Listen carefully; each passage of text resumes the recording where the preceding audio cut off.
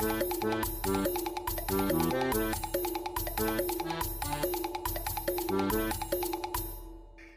there, and welcome back to DohMance Dawn. I'm Luke, he, him, sometimes they, them, and I'm joined by my wonderful, lovely, and not from the planet Kashek co-host, Janine. Hello, my name is Janine Juliet. My pronouns are she, they, and I don't have a third thing to say. Are you from the planet Kashek?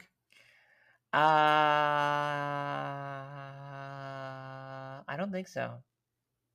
Okay. Yes, welcome back to DohMance Dawn, the podcast where we talk about One Piece and The Simpsons as contemporary forms of media and then mash them up, even though we don't really discuss the evolution or the shows on a more macro scale that way. You know, this is a recap podcast, first I and think I foremost. would be whatever race Kit Fisto is, and I say that mostly because You want to say I, Kit Fisto? you know, I, I think Kit Fisto is like the coolest name in Star Wars, and it's the one that I've definitely like latched onto and latched onto the character specifically just because the name Kit Fisto kind of fucks. Mm-hmm. Yeah, I can get that. For all of your Star Wars fan drawings of Janine and I, you can draw Janine as a Nautilin.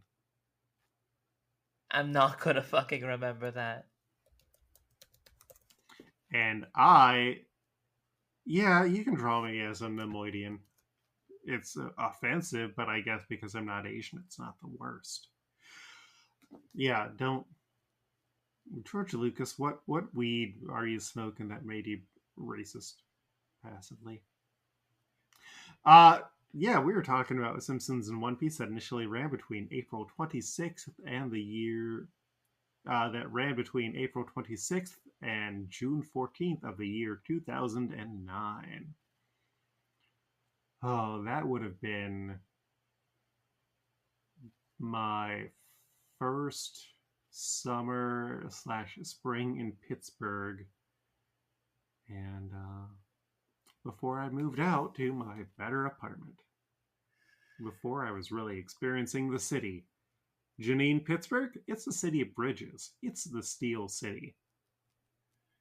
I think this was the summer that I got back into the vampire live action role play. Mm-hmm. Um, a lot of good memories that I barely remember because I was trying to stay awake at after midnight, describing how I did menial tasks for other vampires and basically just decided, what if I just came up to Austin for literally anything else? Mm-hmm. I My first Vampire the Masquerade character faced a very bad fate because the GM hadn't really, or the storyteller hadn't fully read the book, and so my character just kept going into blood rages at the slightest provocation and ended up at the all night DMV as the sun was rising and cops had pulled up because I had just murdered someone, and that was the only session that we played. Wow. Hmm. Not as good as my other character, Count Lockula, whose bit was he was an ancient thousands-year-old vampire who was also a wrestler, and then an actual vampire thought that he actually was and tried to do diablerie on him, and then realized, oh shit, I turned this himbo into a vampire. I guess I gotta finish the job.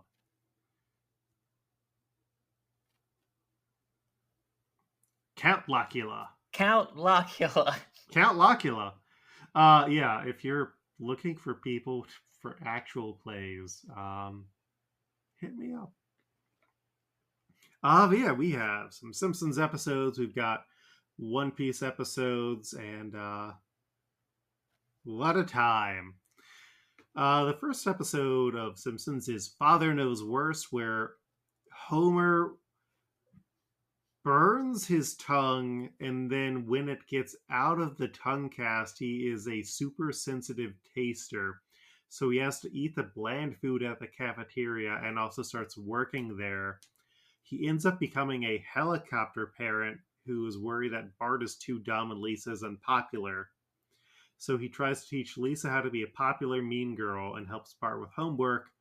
Uh, Bart needs to make a model. Homer stays up all night working on it, but then accidentally smashes it, and Bart just has to take it in.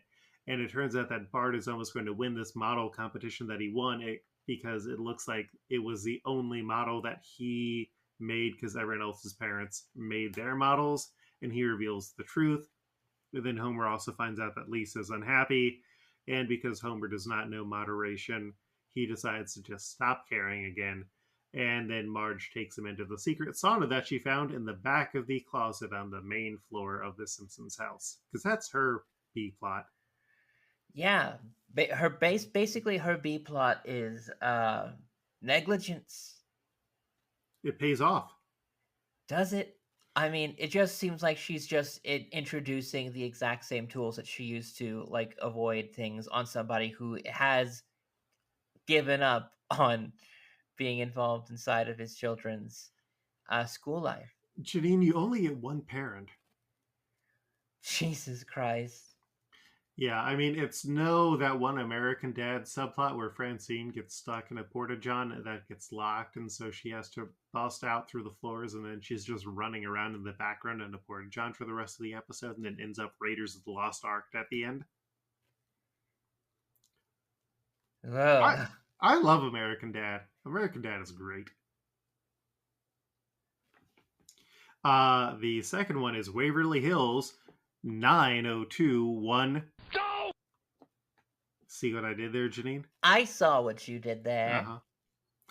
Marge finds out how bad Springfield Elementary is, so they decide to rent a cheap apartment in Waverly Hills where Homer will live. Lisa is still unpopular at the new school and also starts to feel challenged, while Bart gets himself arrested to establish cool guy cred. Bart, trying to help his sister, spreads the rumor that Lisa knows Alaska, Nebraska. Shout out Elliot Page. And Marge, meanwhile, starts hanging out at Homer's apartment, changing it from a bachelor pad into a more upscale place, which puts a strain on their relationship. Lisa, meanwhile, has to try and get backstage passes, but ends up getting tossed out by Alaska, Nebraska, and is caught as a liar. Bart and Lisa both want to go back to their old school, so they decide to return to Springfield, but Homer and Marge then take over their treehouse as their new hangout pad. Gimme, gimme, gimme, gimme, living in Waverly Hills. That was a good bit, though. I did like the Beverly Weezer. Hills, parody. I think that it was kind of weak. I mean, it has a lot of small jokes that I like, but it's the plot stitched together just kind of annoys me. It is a weird thing where all the plots are very basic and the way that they come together doesn't fully sync up. But compared to some of the modern Simpsons that I've seen, you know what? Everything does get wrapped up in the end. It feels satisfying, at least for all the parts, and the mobsters not wanting to go to Ralph's birthday party is great. Oh my god, yes. I think that probably was isolated in itself my favorite joke inside of like this entire set of episodes that we've watched. And I mean, the weird Anton Chigurh as the school inspector, you know what? I'll respect that bit. From No Country for Old Men. Yeah. The man with the Dora the Explorer haircut. Oh my god. Which is also just a weird reference, but it's a good thing that movie is kind of as timeless as it is. I've only seen it once. I've seen it 0. But I feel like you get the reference. Like it's also something that like kind of feels like it was one of the first things that kind of like hit the internet and you like learned about it through cultural osmosis more than you've actually like seen the source material of it. Mm-hmm. Like, I feel like this thing is like one of the things, you know? Yeah. Call it, friendo. The next one is Four Great Women and a Manicure, where Marge takes Lisa for her first mani-pedi, and they start talking about independent women. Queen Elizabeth the First wants a husband, but she angers King Julio of Spain. Elizabeth is interested in Sir Walter Raleigh, played by Homer, who's interested in Marjorie. They get caught together. Meanwhile, the Spanish Armada approaches, but Walter Raleigh destroys the Armada. Marjorie and Walter get married, and Elizabeth decides she's happy alone because the whole thing is, well, what if we did stories where women can be happy on their own? Which, I think that's a solid premise to go. You don't need love conquering all, or at least you don't need a man. The next one is Snow White and the Seven Dwarves, but instead of being saved at the end by a prince, she's brought back by a lady doctor. Like, it is literally just Snow White and the Seven Dwarves with some dumb gags. I do think it is kind of funny that they have a blue-haired lawyer come in on behalf of the Disney Corporation in now because, we're at a point now where one owns the other. Mm-hmm.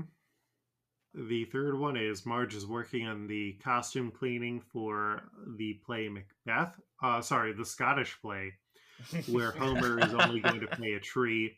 Marge gets Homer to kill Sideshow Mel so Homer can become the lead, but he's not good at acting. Then, when Hibbert is declared the star, Homer kills him with laughing gas, but Homer still isn't a good actor, so Marge makes him kill the other cast members, but their ghosts start to haunt Marge. Homer performs the last show as a monologue where no one shows up. And Marge's ghost wants Homer to continue. Homer doesn't want to, so he kills himself. It's a very Treehouse of Horror type story. I think it's interesting, if nothing else. It's I love the different kinds of interpretations people can be able to bring to this. Mm-hmm. And I do like the idea of a play within a play kind of set piece. Mm-hmm. I just, It is messy, and Marge is kind of out of character.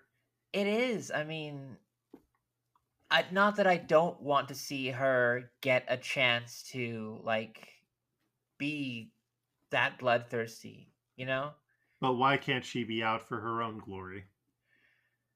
Yeah. Girl. I mean, a lot of these kind of feel like that there's a but to it, you know? Mm-hmm. Yeah. The last story is The Fountainhead, where Maggie is great at building blocks, but her teacher keeps destroying them to beat down her creativity. And eventually, she goes on to grow up to be an amazing architect and builds a daycare where anyone can follow their dreams. And then the joke is that Marge stops her from making a version of Starry Night with nail polish because, Marge doesn't actually believe that. I had to read Anthem by Ayn Rand, and it wasn't. It was a summer reading book for me, and I didn't know that it wasn't just about a bunch of polycules. It was supposed to be a criticism of communism. I just thought it was a book where it's like, oh yeah, no, these dudes are always just hanging out and they're having sex when the other dudes are having sex, and that's just cool. And it turns out that no, I just did not understand Ayn Rand's criticism.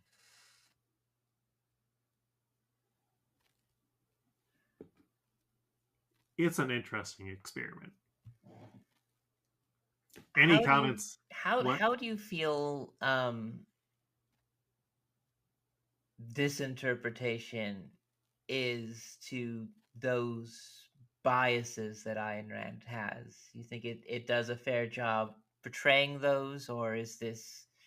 I mean, Ayn Rand is a woman who spent her life rallying against socialism and social ills, and then ended up dying broke, living on like social security and support because she was abandoned by everybody.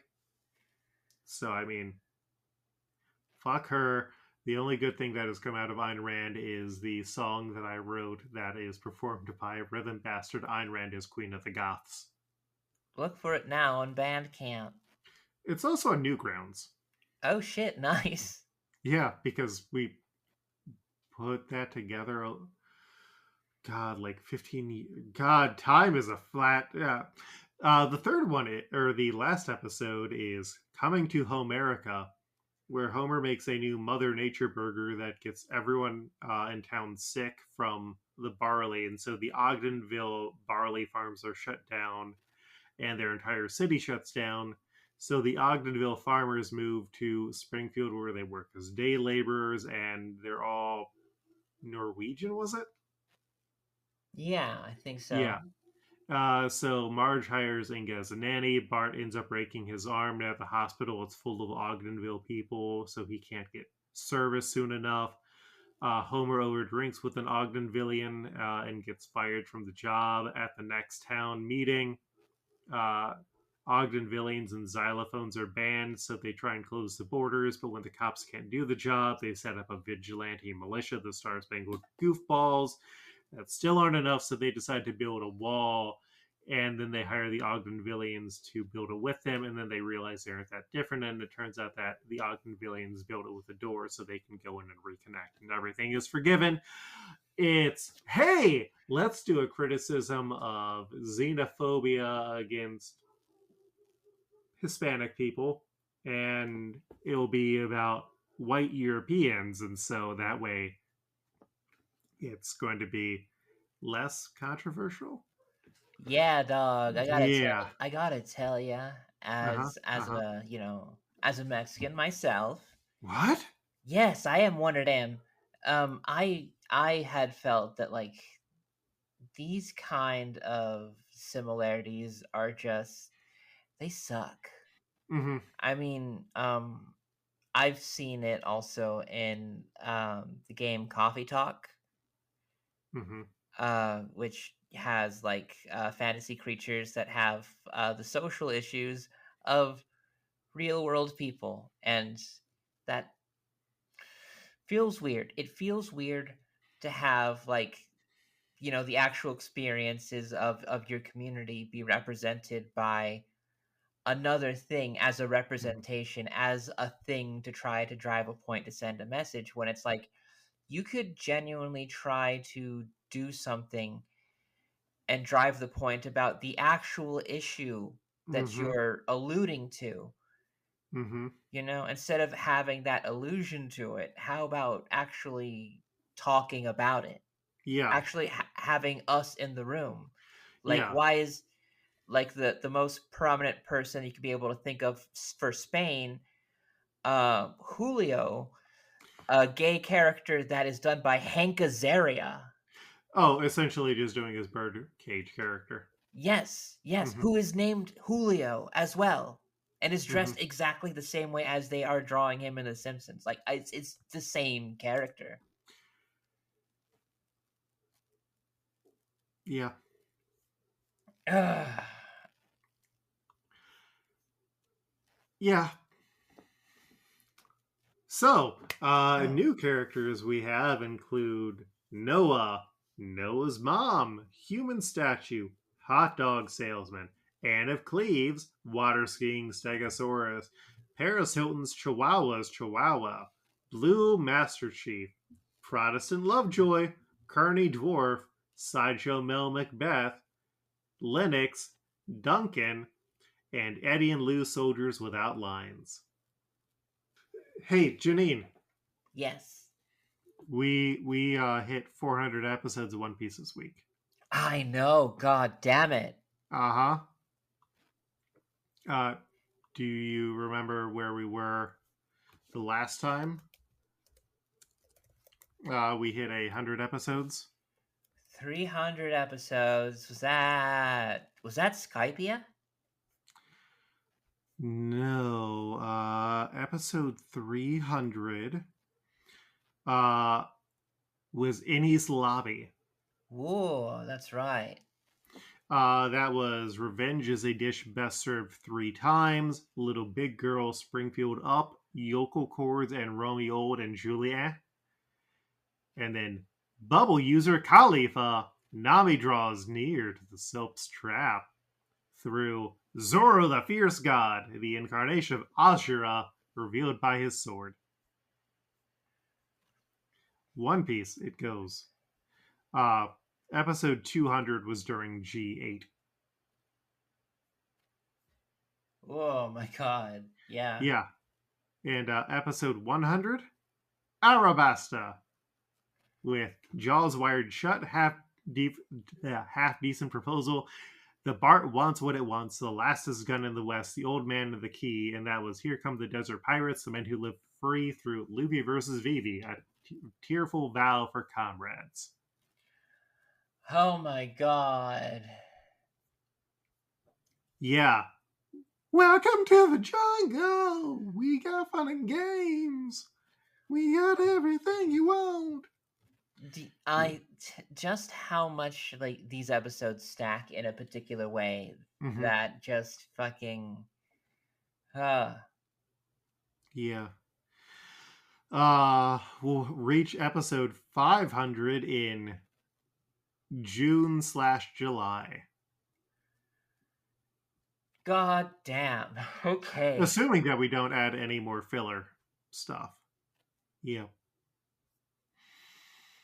All right. So, the episodes we are covering this week include Admiral Kizaru Moves, the Sabaody Archipelago in Chaos. Break through the encirclement. Marines versus the captain. Versus 3 captains, not the captains. Roger Riley, the Pirate King and his right hand. Right, Eddie? Impossible to avoid. Admiral Kizaru's speed of light kick. Overwhelming. The Marine combat weapon Pacifista. Another strong enemy appears. Broadaxe wielding Sentomaru. Admiral Kizaru's fierce attack. The Straw Hat Crew's desperate situation. Disappearing crew. The final day of the Straw Hat Crew. Yeah, that's right, Janine. You thought that One Piece went on for thousands of episodes or over 1,000 episodes. This is last episode. We're done with the podcast. We're free. Yes, we aren't going to have to cancel Sanji.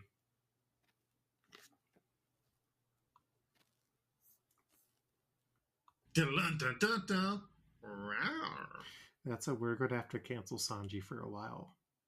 Watch. Oh no. Oh no. So, the news about Luffy punching the Celestial Dragon spreads across the island and causes the other supernovas to prepare to evacuate the Sabaody archipelago, except for Scratchman Apu. Meanwhile, at the Navy headquarters, Admiral Kizaru plans to go in. Disco, the owner of the slave market, calls Doflamingo for his help, but the warlord is more interested in Smiles and the fact that all 7 warlords are being called in to stand against Whitebeard at Ace's execution. Hey, Janine. Yes. It's a Smiles watch. What do you think Smiles are? Oh my god. That's a fucking question, dog. Uh-huh.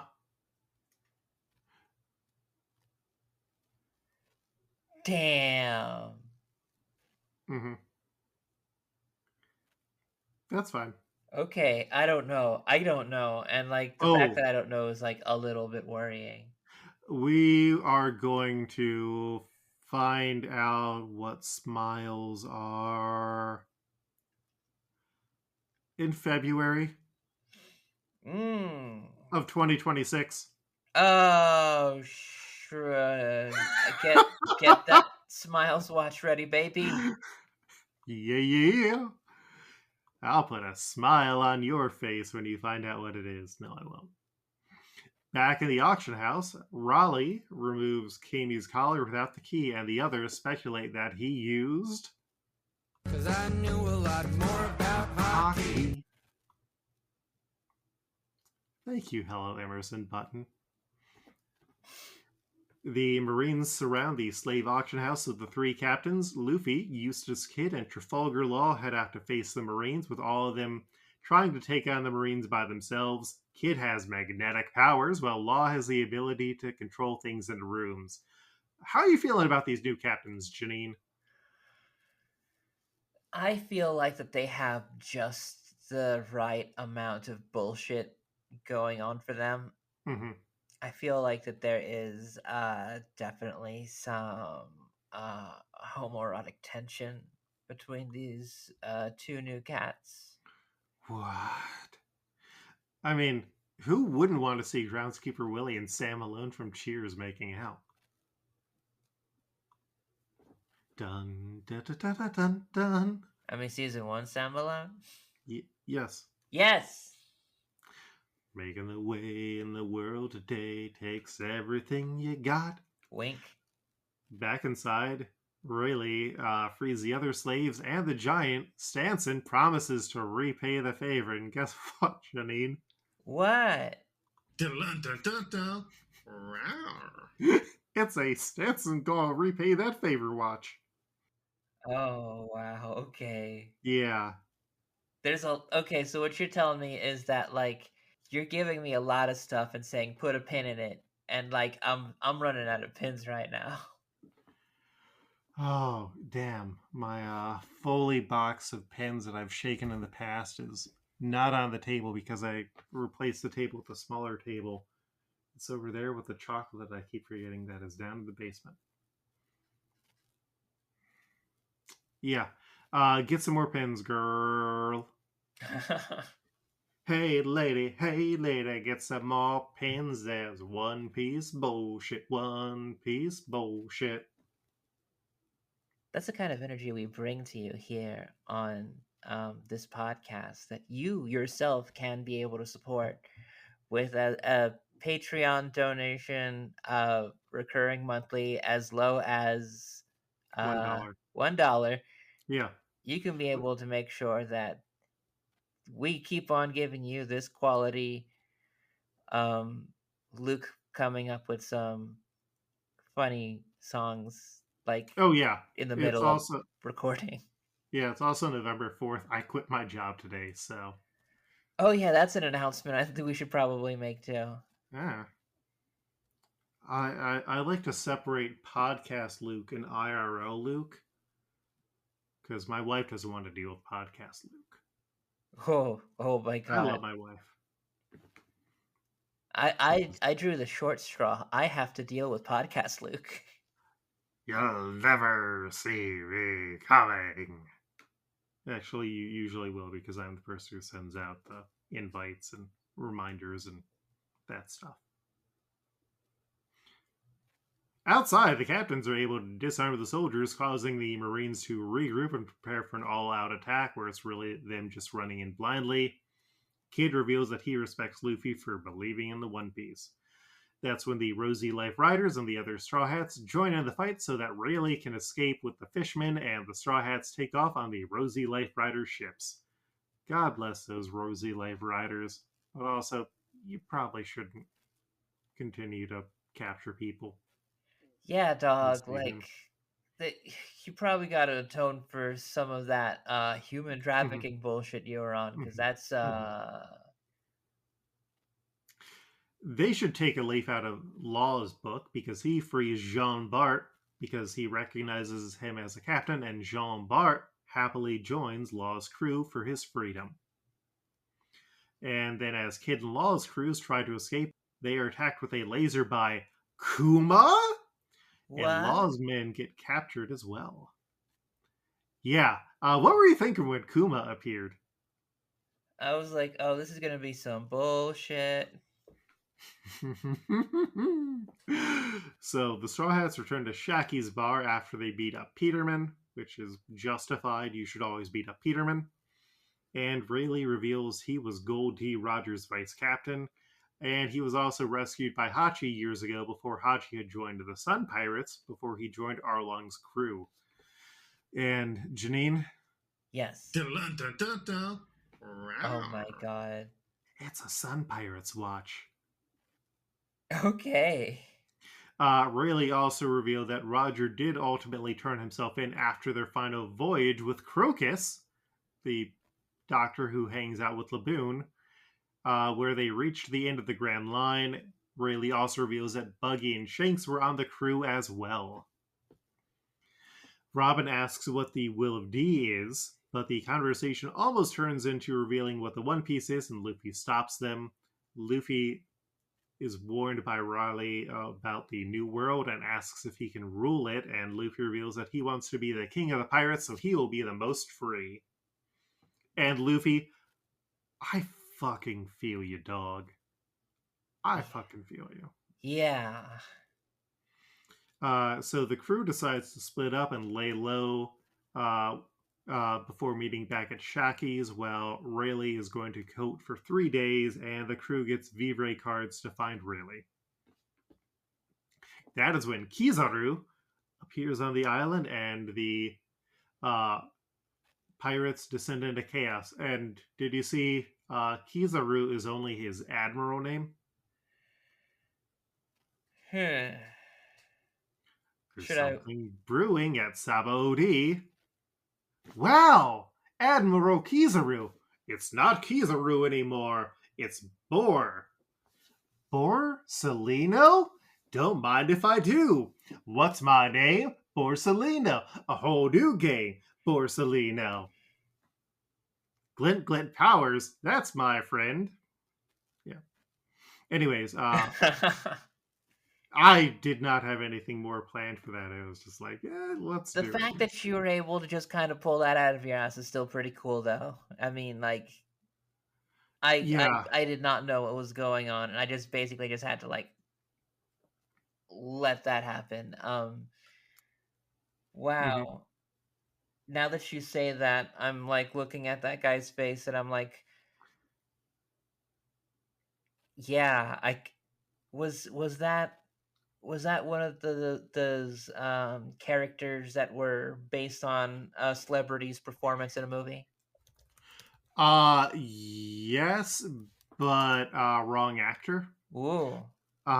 He is based on Kuni Tanaka. Like all of the admirals are based on Japanese actors. Huh. Mm-hmm. I do like that that was a theme that was kept. Yeah, which is great because fans started suggesting other actors to get cast in roles. And then Reddit's like, you know who I want to see playing Borsalino? Jeff Goldblum. Or someone posted a picture of Adam Sandler from Uncut Gems.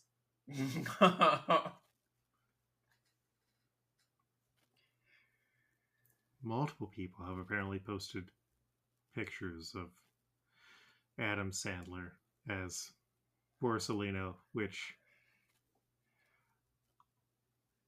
The idea I of Adam don't. Sandler doing the things that we just like talked about or just or saw yet to Mhm, talk about but have mhm, seen. mhm. That's Yeah. just amazing Uh, to me. he has the power of the glint glint fruit, which turns him into light, and he is looking for Sentomaru. And in the meantime, he accidentally knocks down an entire mangrove tree, which is how you put a person over, to use wrestling terms. Yeah, and that would be the Uh, proper one to use. so Scratchman Apu continues to just watch all the stuff going down. He likes Bonnie to uses watch. her power. What? Oh, Scratchman Apu. He likes to watch. Mm-hmm. Bonnie uses her powers to cause chaos by turning Marines into children and old people. Gapone Veji reveals that he stores his entire crew miniaturized in his body. Which, did you expect that?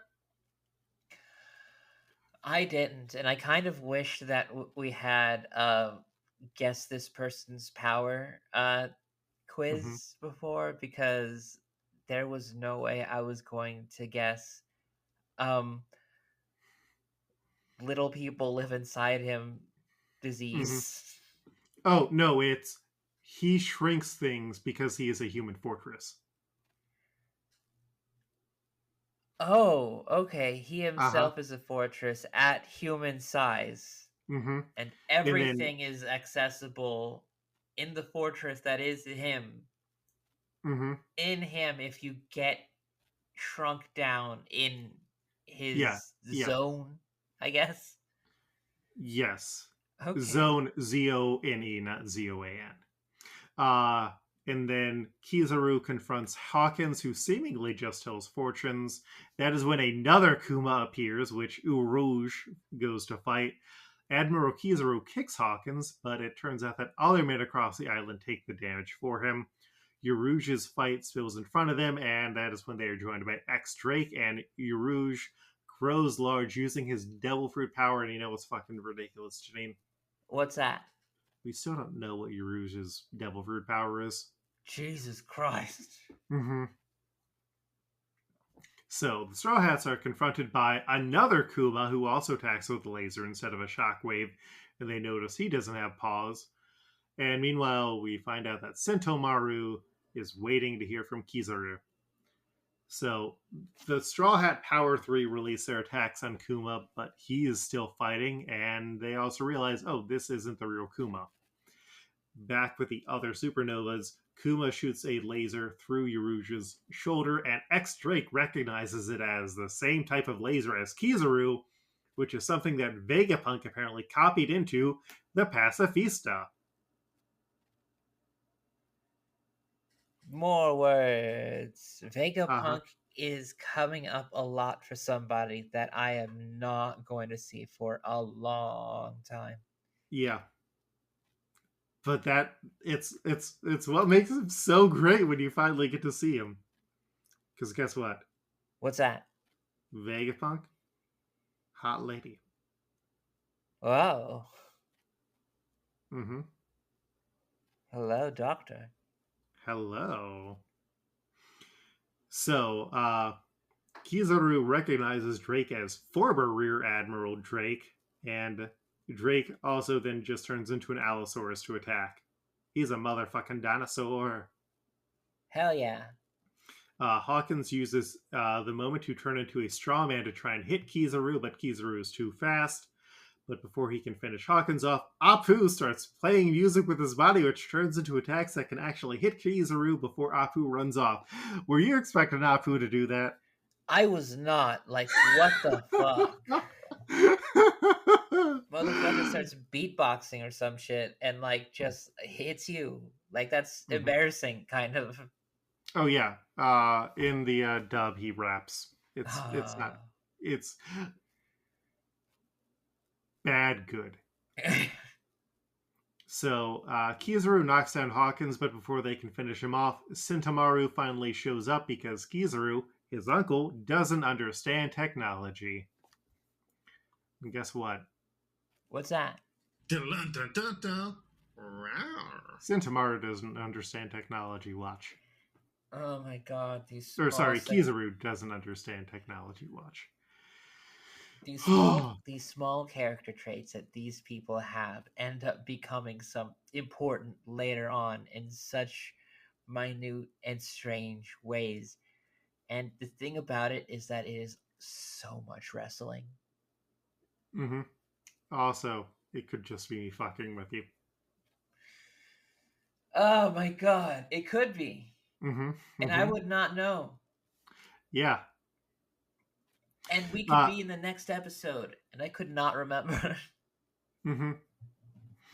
So the Straw Hats continue to fight their pacifista as well as their own exhaustion. When he goes to target Nami, Robin causes his cannon to go off in his mouth before Nami hits him with a Thunderbolt tempo. He starts blindly firing as his targeting is messed up. Sanji and Zoro use their strongest attacks before Luffy uses a giant rifle, finally deactivating the unit. They find he's identified as PX4, and the Straw Hats are exhausted after the fight, which is when Sentomaru appears with another pacifista to try and capture them. The Straw Hats split up and run off. Zoro, Usopp, and Brook split up and run into Kizaru. The pacifista chases Frankie, Sanji, and Nami, while Sentomaru chases Luffy, Robin, and Chopper. And Sentomaru has a mysterious power to negate Luffy's attacks and break through his defenses. And Janine. Yes. Cause I knew a lot more about hockey. So Kid and Law's crews continue facing down their pacifista. They realize he is a cyborg as well. And Law seemingly strikes the final blow as the Marines catch up to them. And this is where we did get to see some Beppo. How do you feel about Beppo? I feel like I love Beppo a lot more. For this episode in particular, I was watching the dub, and the dub voice of Beppo is probably one of the best. There have been a couple of times when you'll hear background characters or just people who have like just a few lines for like an arc, and it sounds like inside of the dub, just like somebody in the background, or just like, or one of the other voice actors that's really trying to like not make their voice sound like their other characters. But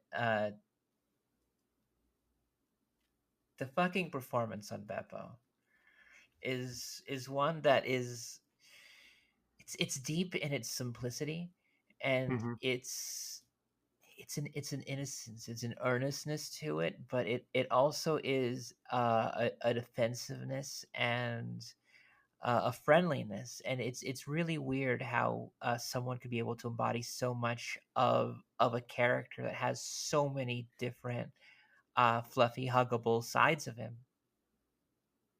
And I think that anybody who does not have this exact appreciation for exactly like everything that is being put into this character, into this perfect being that we don't normally see inside, like, wasted in the shonen anime. I mean, usually this is the character that, the cool character that you would want to be your main character, and to see it just like a flash of lightning or a shooting star. It's just such a beautiful sight that's just gone so fast in just the blink of the existence of the rest of the anime. And it's like, can anybody else really say that they looked up in the sky and they also saw it? Yeah, I think Beppo's pretty cool.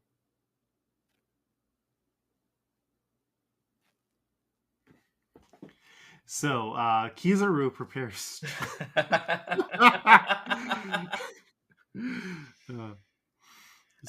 think it's pretty cool too, dog. So, Kizaru prepares to kill Zoro, and Luffy calls on Usopp to do something, but Usopp's shots and Brook's swords go through Kizaru since he's made of light. Robin works to roll Zoro's body away, only for Kizaru to catch up to him. And as Kizaru goes to kill Zoro, Raleigh appears, blocking the attack and facing Kizaru. Luffy tells the crew to go back to running, splitting up across the island because they can't win. And that is like the, oh god, no, we aren't turning this shit around. Like, it hits you. Yeah. So Kizaru starts turning into a light beam, but Rayleigh blocks him and they begin fighting. Sentomaru orders PX-1 after Zoro, who is being carried by Usopp. Sanji asks Frankie to protect Nami while he goes to protect Usopp and Zoro, who just wants to be left behind. Brook goes to let Usopp run away, but gets knocked back easily.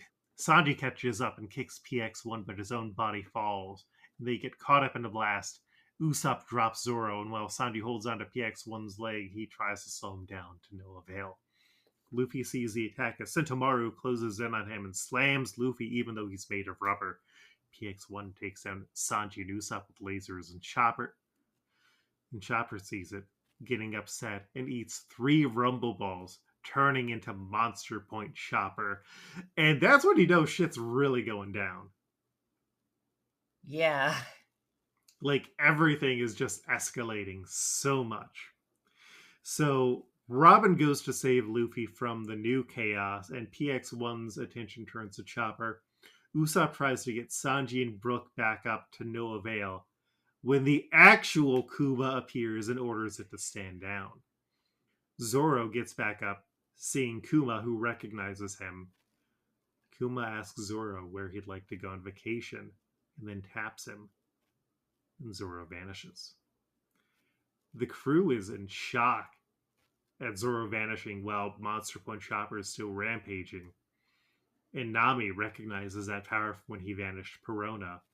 And Sentomaru reveals that Kuma can send someone flying for 3 days across the world. Hey, Janine, what are they supposed to do in 3 days? Oh shit, that's when their ship's gonna be ready. So, PX-1 targets Usopp when he goes to face Kuma, but Kuma vanishes the pacifista instead. Luffy orders him to run away. Brook tries to protect Sanji and Usopp, but he vanishes too. Sanji jumps in next, and his kick is absorbed and repelled, leaving Usopp alone. Usopp tries to fight, but then he vanishes too. Sanji rushes in and vanishes. And then Kuma whispers something to Rayleigh, interrupting the fight with Kizaru, asking him for trust and for something separate from the government. Hey, Janine, what do you think Kuma told Kizaru?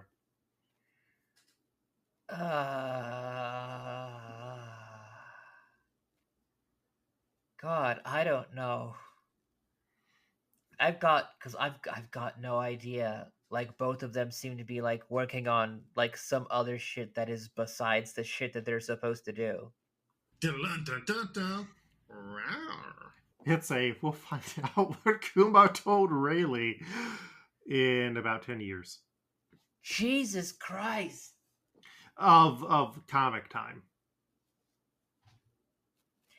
Yeah. I mean, that's still a huge still a huge chunk of time. Yeah, we got that.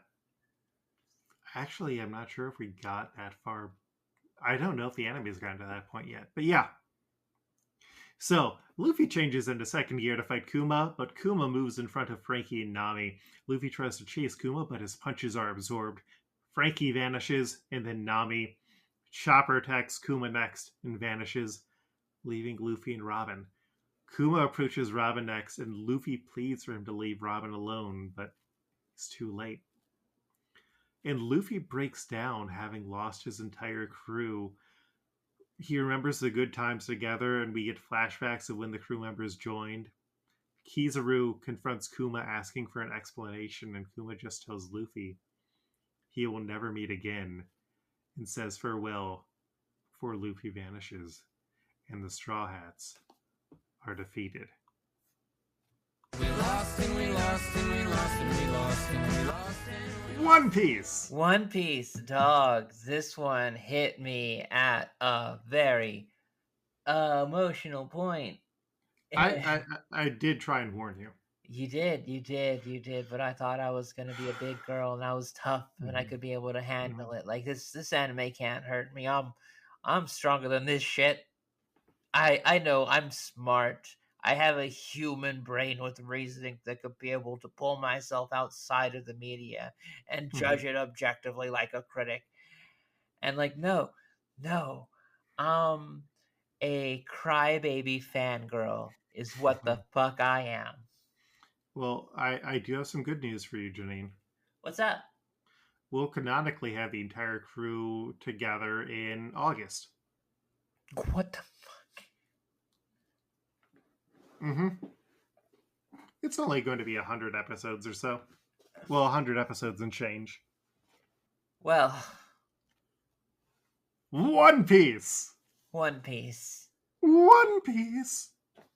Alright, so we've got some characters to match and we've got some business to take care of, so I'm going to share you the link to the very nice document with my picks, and we're going to get into first taking care of some business. So last episode we had too many characters to get through, and I'd noticed that there was 2 characters that we used twice. We used Lisa Sally and the Incredible Mulk. We used Lisa Sally and both Lena and Alice.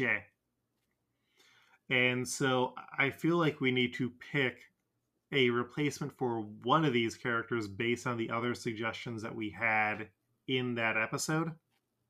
I feel that is also Mhm. the way to go. I feel like Lisa Sally as Lena maybe gets it because that is the first one that we had picked. Or So no, who? it was Alice first. I took so much detailed notes and then I forgot. Who? Okay, no, Alice was first. So Alice as Lisa Sally. So then we need to pick an alternate for Lena. I feel like we could use Valley Mercer. She is the background character. Yeah, very much got the looks, very much got the vibes, very much Mm-hmm. got the level of importance of the character. Mm-hmm. All right. So our new Lena is going to be Valley Mercer, Alrighty. revised in 65, and then we used the Incredible Mulk for both Igana and Macro, but we should keep him for Igana because that way the Incredible Mulk and the Thung can be gay married to each other. Yes, that does sound like that is the exact move that we should do. Mm-hmm. So I feel like we can use Homeroni for Macro. Sure, yeah. Mm-hmm. Hey, and that's us taking care of some business. We get up every morning by alarm clocks, wanting going 8:15 to the city. People pushing people, loving people, pushing people, shoving. And Flighty gets another point for Homeroni because that was her suggestion. So, Awesome. Getting another point on the board, and Valley Mercer was my suggestion. So, we then have Beppo, our sweet child. I added one additional choice this week, which was Bart Simpson Boo Boo. Ooh, okay. I have 2 new suggestions coming your way. All right, first one, if we've not used it, Fozzie Bear. Ooh, And then I also have the Curious Bear Cub. That is the Curious Bear Cub that the happy little elves meet, which is also found on a painting on the wall in Lisa's bedroom. You mean Maggie's? I'm sure it was Lisa's. Okay. The other ones that we had are Fidel Castro, who we have cast, which I mean the Reddit is going wild over that Fidel Castro. We also had Paddington Bear, the last polar bear, and Santa statue was a guest suggestion. All right. So, given all the pieces on the board, let's talk about it. I feel like Bart Boo Boo is going to have a good energy that we're looking for, and his collar can be easily adapted into the design of Beppo. Like, instead of having that latch, he's going to have a bow tie there. I feel very strongly about Curious Bear Cub because I feel like it is such a very iconic piece of Simpsons background imagery that that I feel like Curious Bear Cub itself is a 5-star character, being that it is such a staple to the design of 742 Evergreen Terrace. You know what, Janine? Yes. I actually like the idea of having a green Beppo. Hell yeah.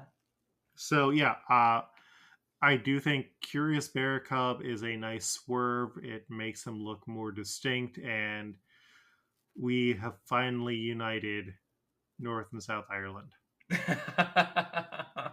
The Irish unification of 2024 did happen on this podcast.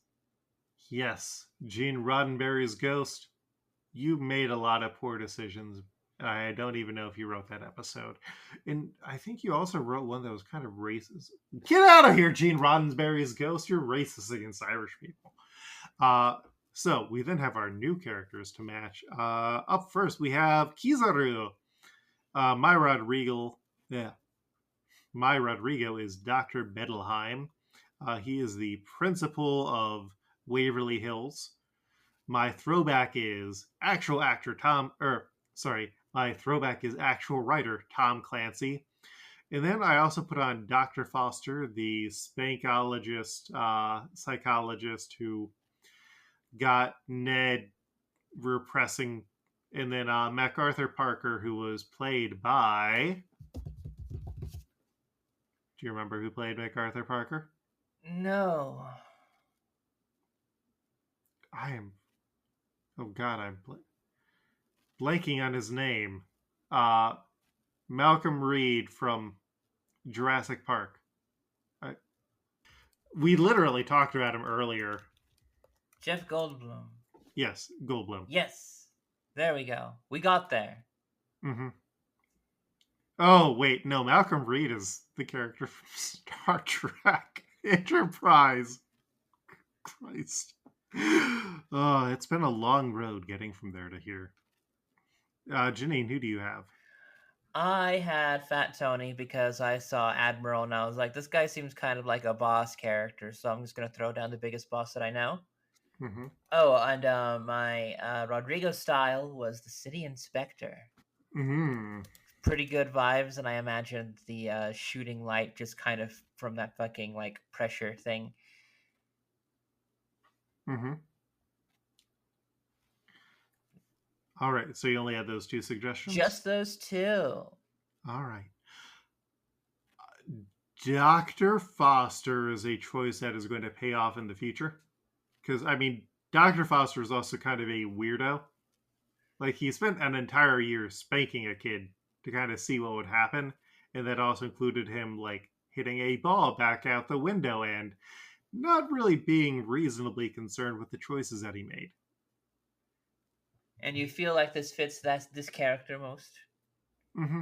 Oh, we also got... I forgot about this. It was a pretty interesting suggestion.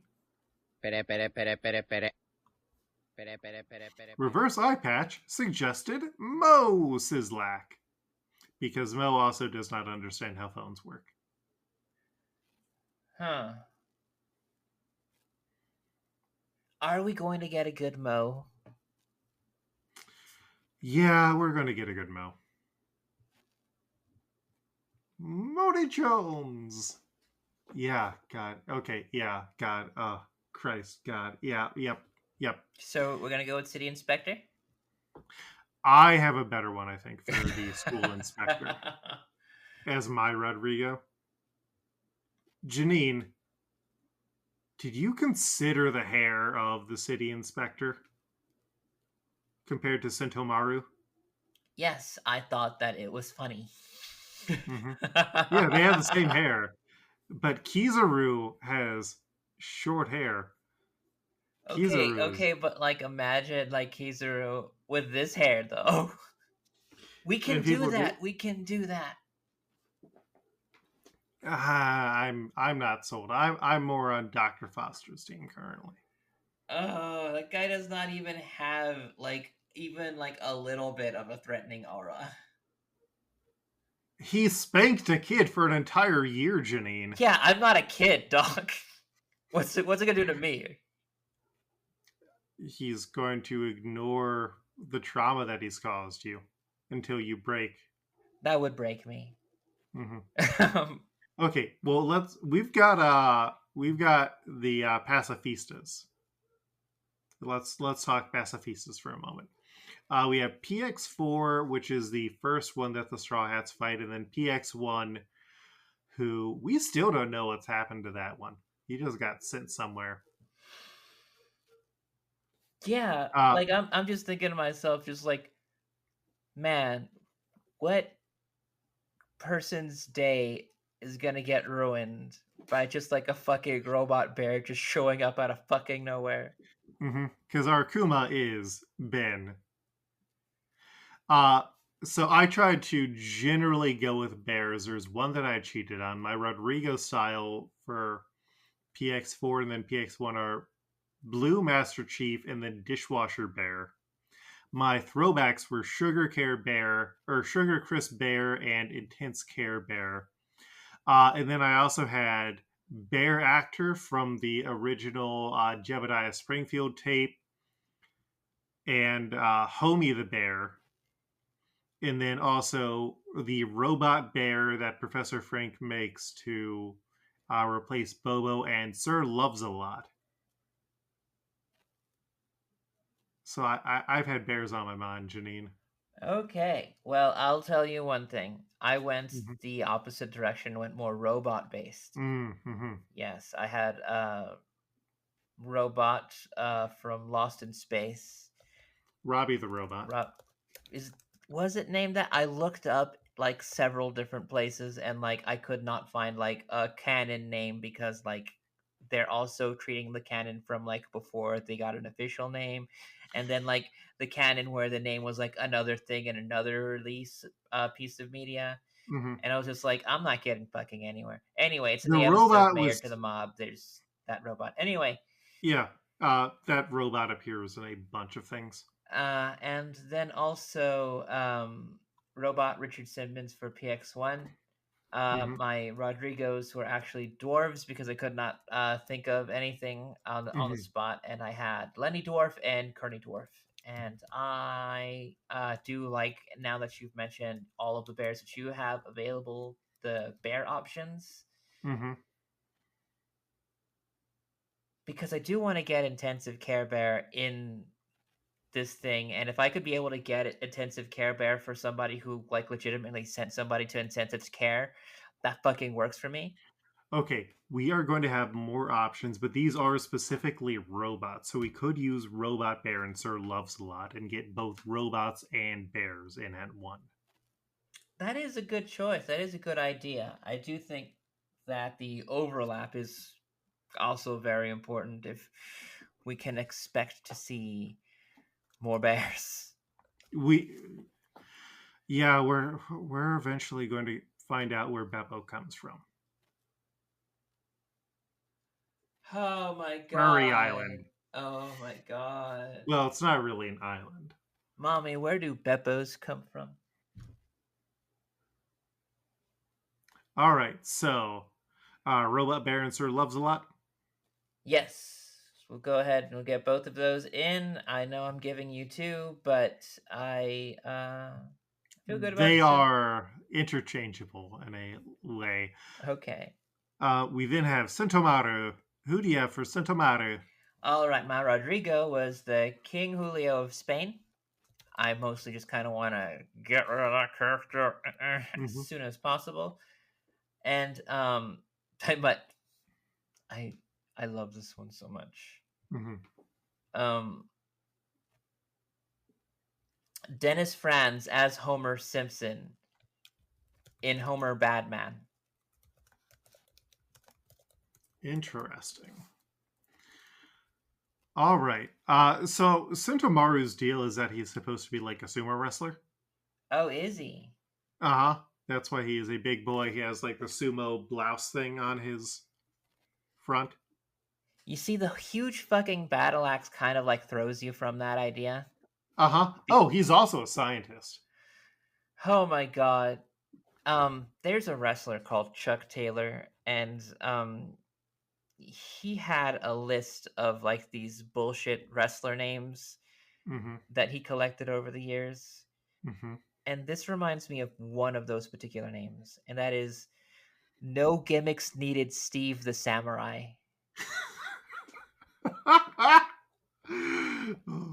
Like, what the fuck, dog? Like, he is a hat on a hat as a character. He's like he's trying to decide to what is going to be his thing, and he's like trying like so many things to see what sticks, and like they are not meshing. Yeah, but he's intimidating as fuck, and also he keeps revealing secrets. Okay, but like Dennis Franz as Homer in Homer Badman, like it does kind of look a bit more of a sumo build, though. My Red Radio style was the school inspector.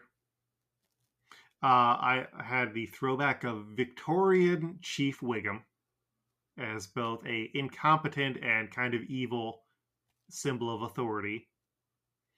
And then Stephen J. Gould, he didn't run the test, Lisa, from Lisa's Angel. And then what's this? What's this? Reverse Eye Patch also suggested Frankie the Squealer.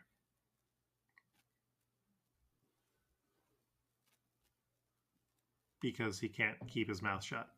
Oh my god. I love that though. I love that because he's got a low ranking position inside of a thing that we're also kind of casting as the criminal syndicate, because we have like Legs as Aokiji. Mm-hmm. And I would love to be able to put another mobster on the board. And the fact that this character is like inadvertently doing the fucking... Oh my god. You know what? And even like Johnny Tightlips right here could be the thing, but like it would be even better if we'd use Johnny Tightlips for a character that doesn't even say anything. Mm-hmm.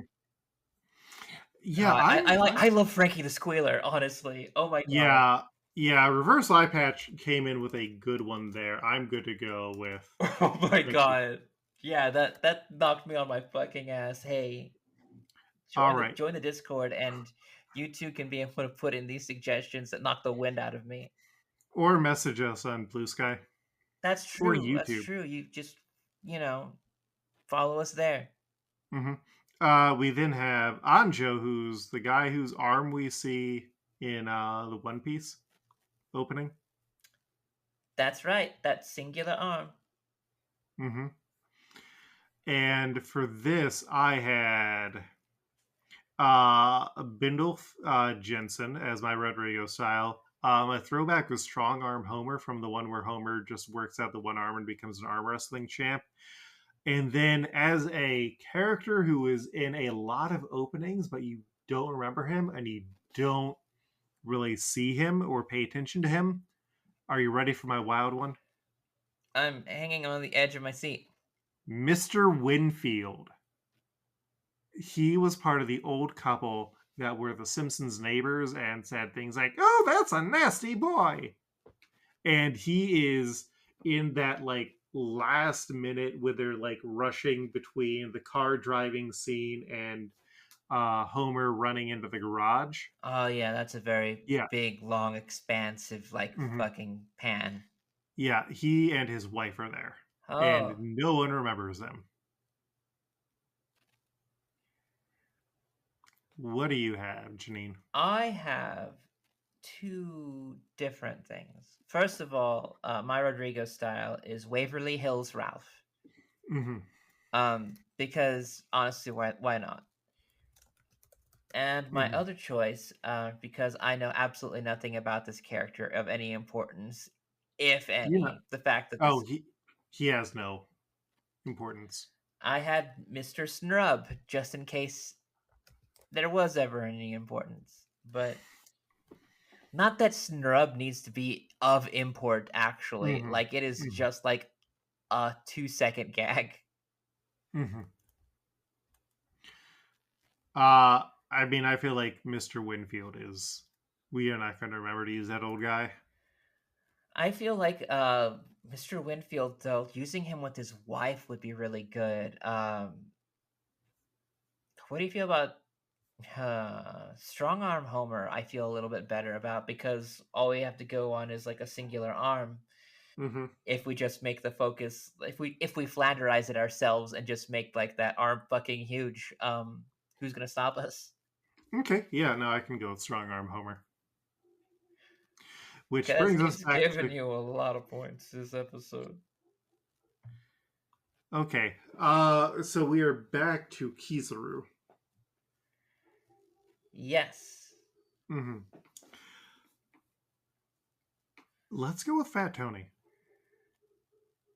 I was not expecting that, but now that we have Fat Tony and the Squealer together like that, oh my god, I love it so much. For me, it is a situation where we are building a theme, but also like Kizaru is a character who is complicated and a lot of things, and we're going to get more of that as it goes on.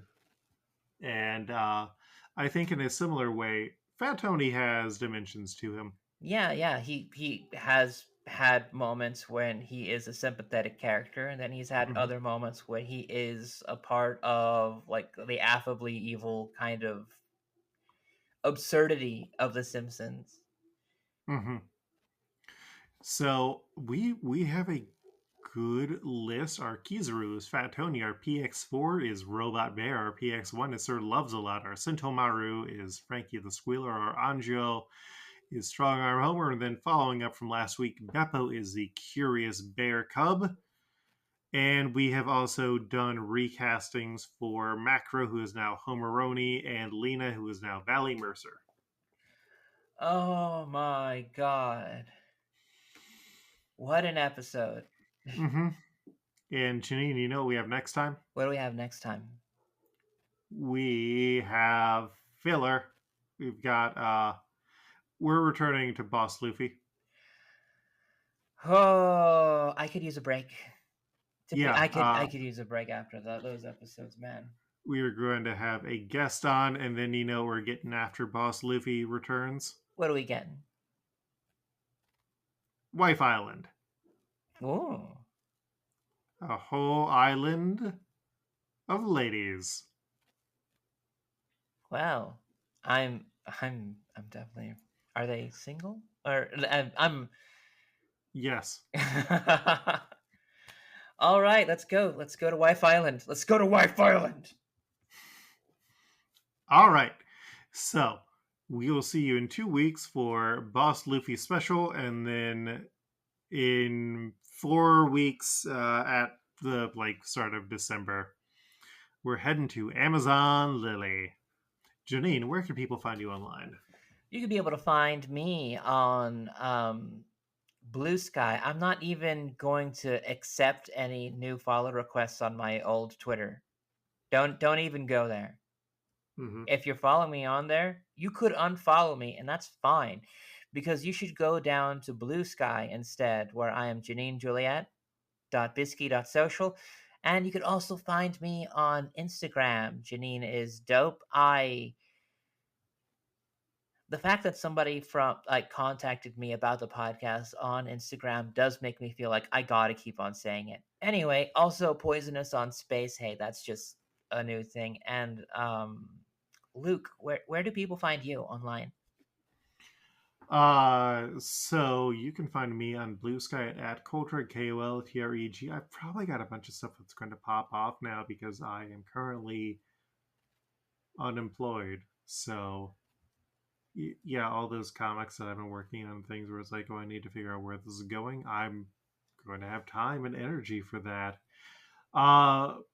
Yeah, mostly just Blue Sky, or just look up Coltreg, KOLTREG. And then DohMance Dawn updates every other week. I believe Mike Patton, who you can find at Patton Pending, PATTENPENDING, should be back doing our covers this week. If not, I'll fix this in post. And yeah, find us at DohManceDawn.com. We also have a YouTube channel where we post the episodes. And leave us a review, leave us a rating, tell your friends. And we will see you in 2 weeks for Boss Luffy. Hold on to your dookie, Janine. It's about to get spooky. Wife Island. Well, yeah, and you're going to really enjoy Wife Island as a person who's very turned on by middle-aged women. And I'll enjoy it as 'Cause I knew a lot more about hockey. See you then. Smooth sailing.